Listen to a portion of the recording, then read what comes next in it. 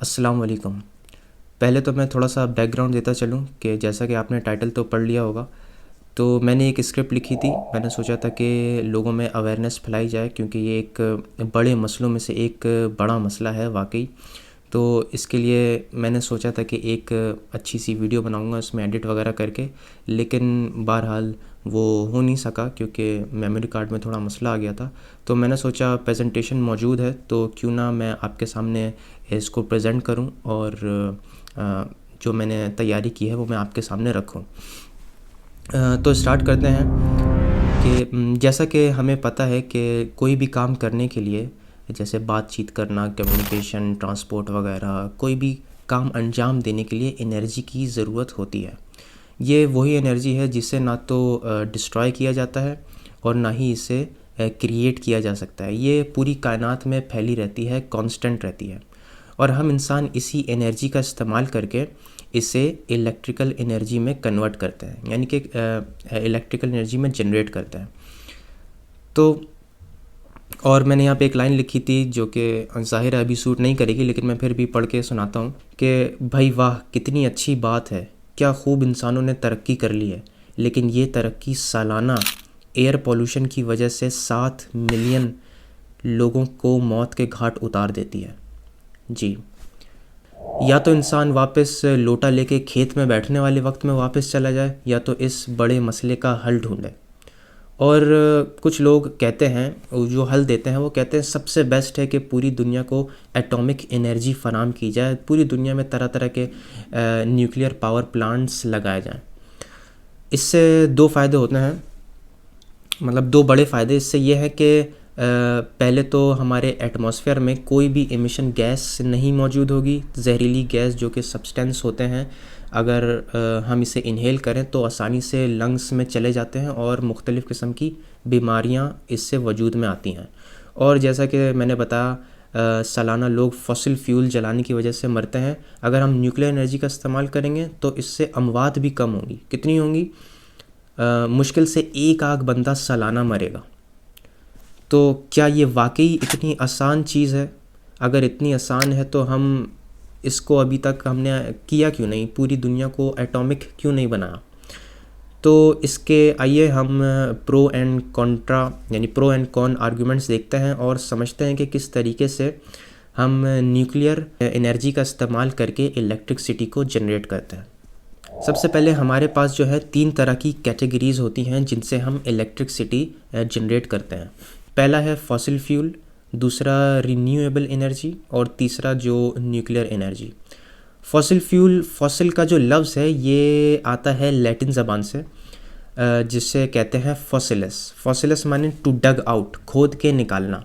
ये असल में जो जितना भी हम फॉसिल फ्यूल इस्तेमाल करते हैं ये मिलियंस ऑफ ईयर्स पहले जो हैवानात और जानवर थे उनकी जो डेड बॉडीज़ हैं वो ज़मीन में दब कर, ज़मीन के प्रेशर में आकर और गर्मी की वजह से इस तरीके के फॉसिल फ्यूल में तब्दील हो जाती हैं, जैसे कोयला और गैस और क्रूड ऑयल वगैरह।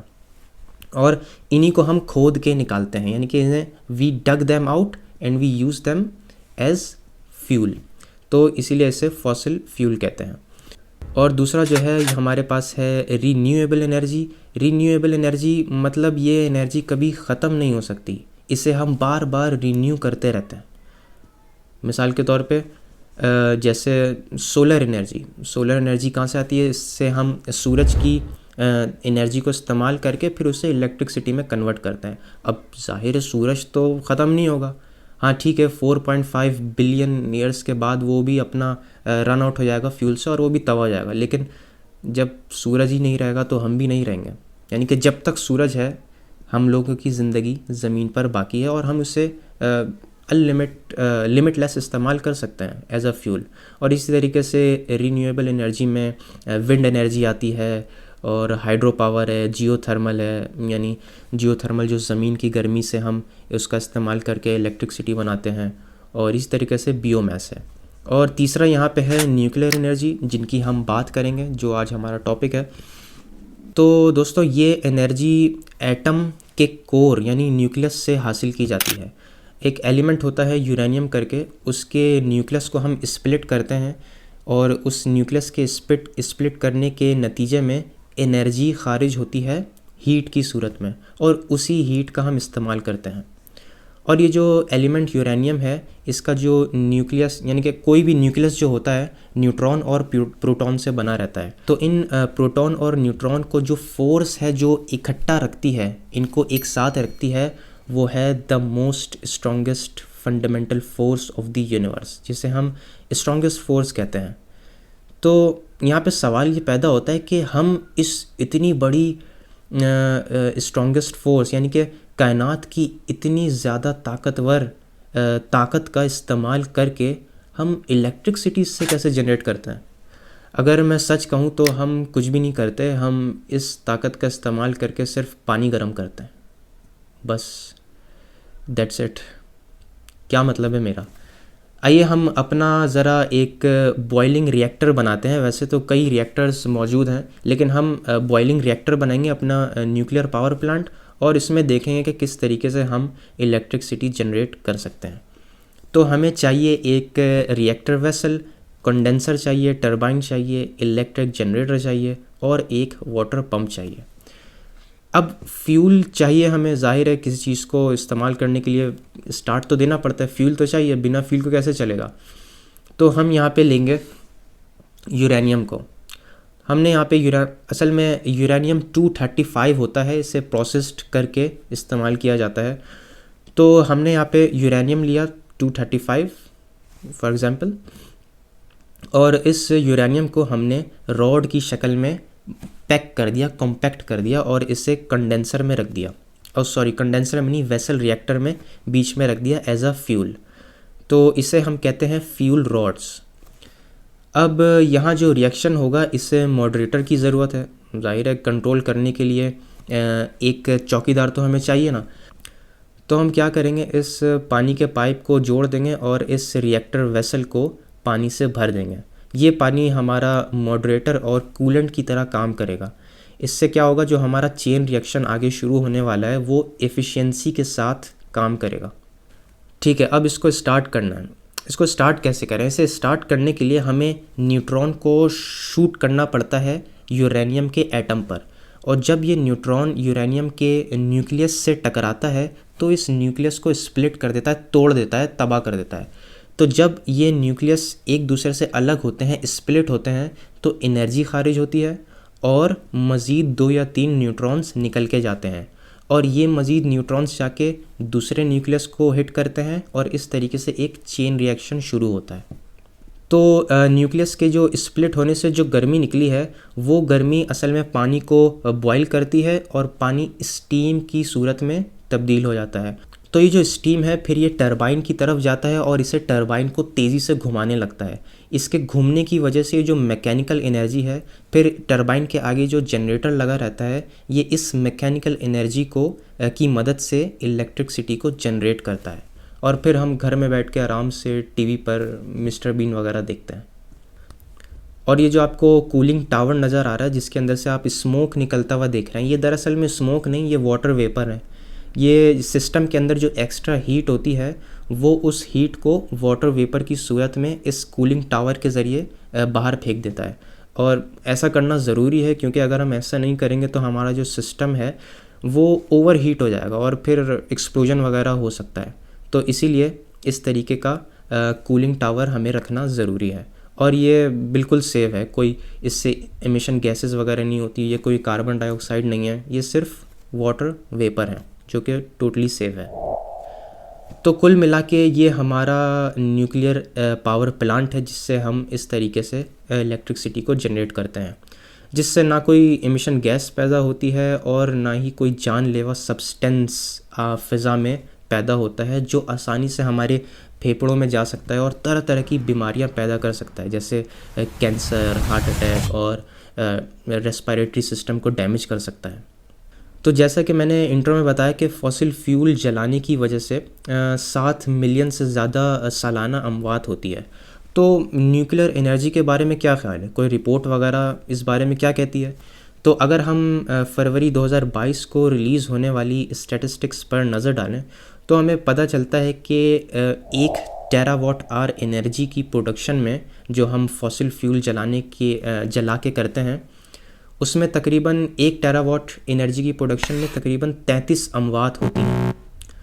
और अगर हम यही 1 टेरावाट न्यूक्लियर सोर्स से करें तो इसमें तकरीबन 0.03 बंदा मरता है।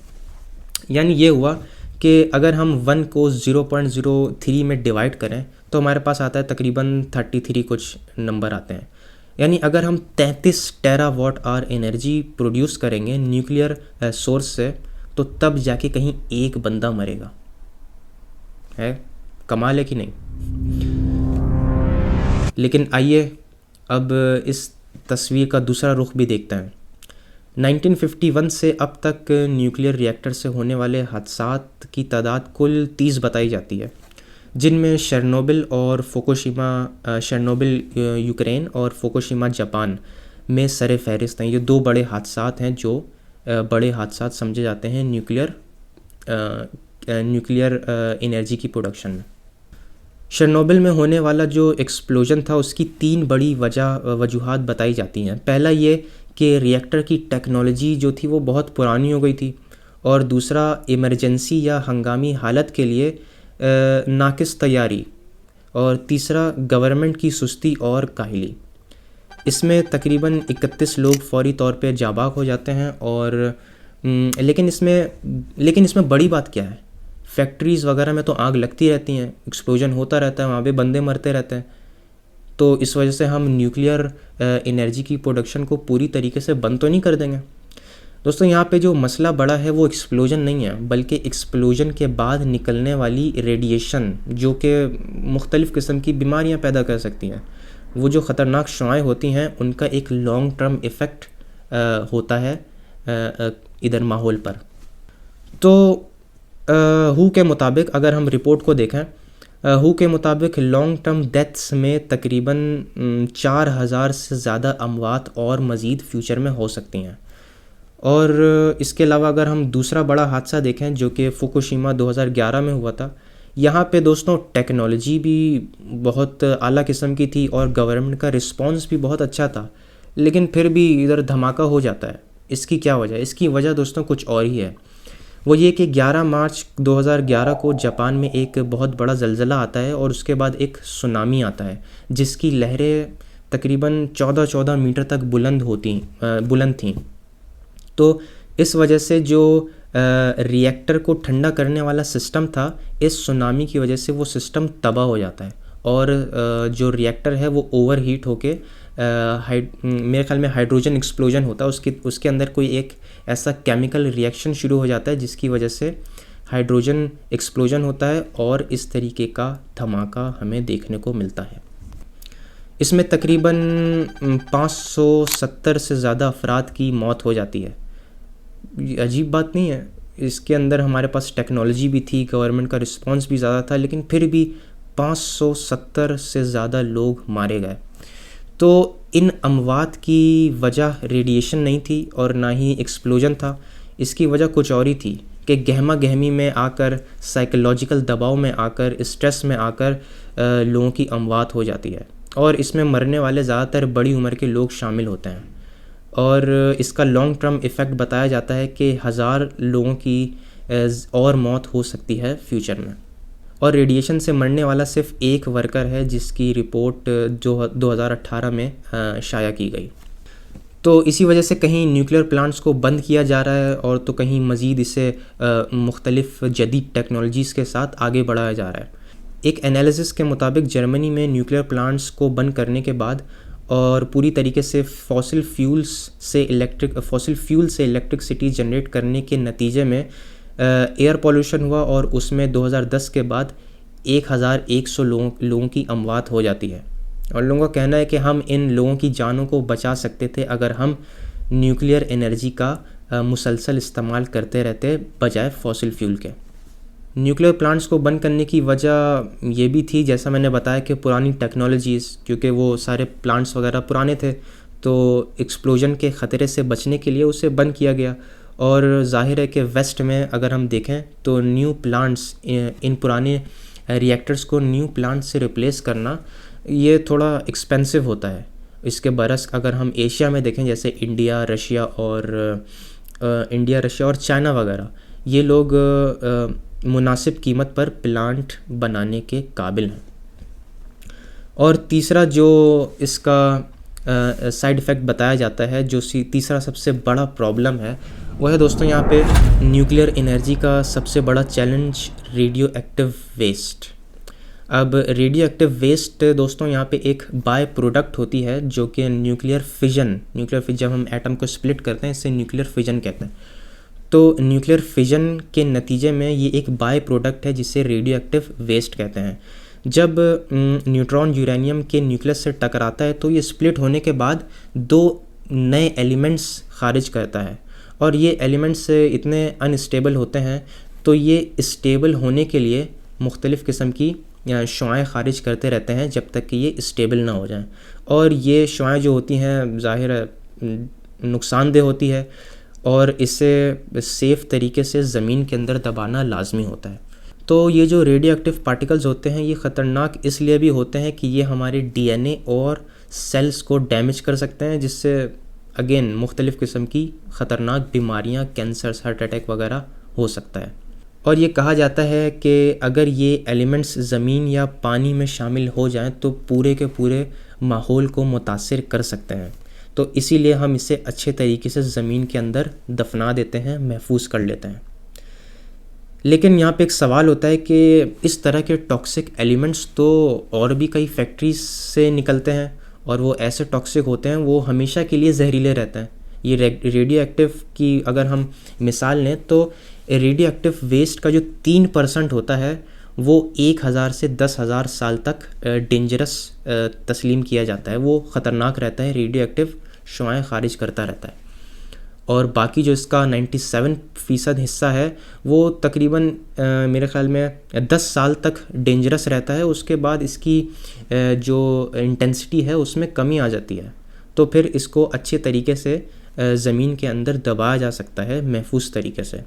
एक और तरीका भी है जिसे ट्रांसम्यूटेशन कहा जाता है। इसके ज़रिए रेडियो एक्टिव एलिमेंट्स को कम नुकसानदेह बनाया जाता है, लेकिन इसके अंदर भी कुछ टेक्निकल प्रॉब्लम्स हैं। इस पर साइंसदानों की डिबेट अभी जारी है, और ये ज़ाहिर है एक्सपेंसिव भी बहुत होता है। कुछ का ये ख्याल है कि भाई ये जो रेडियो एक्टिव सारा वेस्ट है इसको हम रॉकेट में भर भर के स्पेस में क्यों नहीं फेंक देते, सूरज की तरफ क्यों नहीं फेंक देते, अपने से जान छुटाओ। ये इस इंटरेस्टिंग सवाल का जो जवाब है इसके लिए एक दूसरी वीडियो दरकार है, इसके लिए कभी और बात करेंगे। तो कुल मिला के न्यूक्लियर एनर्जी के प्रोपोनेंट्स का कहना है कि भाई उससे तो बेहतर है कि बंदा बाहर जाए और तरह तरह की बीमारियां लेके घर में आए और सालाना 7 मिलियन से ज़्यादा लोगों की अमवात हों। इंसान तो इंसान, जानवर भी मरे और क्लाइमेट की ऐसी की तैसी हो जाए। इससे तो बेहतर है कि हम न्यूक्लियर एनर्जी का इस्तेमाल करें और अपनी इकोनॉमी को आगे मज़ीद बढ़ाएं। इसका एक हल तो ये है कि हम ज़्यादा से ज़्यादा एनर्जी की प्रोडक्शन करें जिनके अंदर हम रीन्यूएबल सोर्सेज और न्यूक्लियर सोर्स का इस्तेमाल करें, और फॉसिल फ्यूल का भी इस्तेमाल करें। ज़ाहिर है एकदम से तो बंद नहीं कर सकते, इसकी ट्रांजिशन आहिस्ता आहिस्ता होगी, लेकिन कम से कम फॉसिल फ्यूल का इस्तेमाल किया जाए और ज़्यादा से ज़्यादा इस बात पर जोर दिया जाए कि किस तरीके से हम जदीद टेक्नोलॉजीज़ पर काम कर सकते हैं जो हम रीन्यूएबल तरीके से एनर्जी को प्रोड्यूस कर सकें। कुछ हो ना हो, एक बात तो तय है कि हमारा फ्यूचर जो है, आने वाला फ्यूचर, भले 10 साल 20 साल या 30 साल भी लगें, आने वाला फ्यूचर जो है उसमें हम रीन्यूएबल सोर्सेज से ही इलेक्ट्रिसिटी को प्रोड्यूस कर रहे होंगे। क्योंकि अगर देखा जाए तो फॉसिल फ्यूल ये तो कभी ना कभी ख़त्म हो जाएंगे और इनको बनने में मिलियंस ऑफ ईयर्स लगते हैं। इतना इंतज़ार तो कोई नहीं कर सकता। और दूसरी तरफ न्यूक्लियर एनर्जी की बात करें तो इसके जो एलिमेंट्स होते हैं जैसे यूरेनियम वगैरह, ये भी रीन्यूएबल नहीं है, ये भी कभी ना कभी तो ख़त्म हो ही जाएंगे। और हमारे पास आखिरी में एक ही ऑप्शन बचता है जो है रीन्यूएबल एनर्जी। इसी पर हमारा जो फ्यूचर है पूरा का पूरा डिपेंड करता है। और सबसे बड़ा किरदार जो आपको और मुझे निभाना है वो ज़ाहिर है बहुत ही बड़ा रोल प्ले करता है। उसके बिना ना ही तो कोई चेंज तारीख़ में आया है और ना ही आएगा। और उसके लिए मैंने किसी वीडियो में 4 पॉइंट्स का जिक्र किया था। उन पॉइंट्स को मैं इधर वीडियो में डिस्प्ले आपके सामने करा दूंगा। मुझे उम्मीद है कि आप इन पॉइंट्स को पढ़ेंगे और अमल पैरा होने की कोशिश करेंगे। तो मिलते हैं आपसे दूसरी वीडियो में। अगर वीडियो अच्छी लगी हो तो अपनी राय का इज़हार कमेंट सेक्शन में ज़रूर कीजिएगा। फिर मिलते हैं आपसे दूसरी वीडियो में। अल्लाह हाफ़िज़।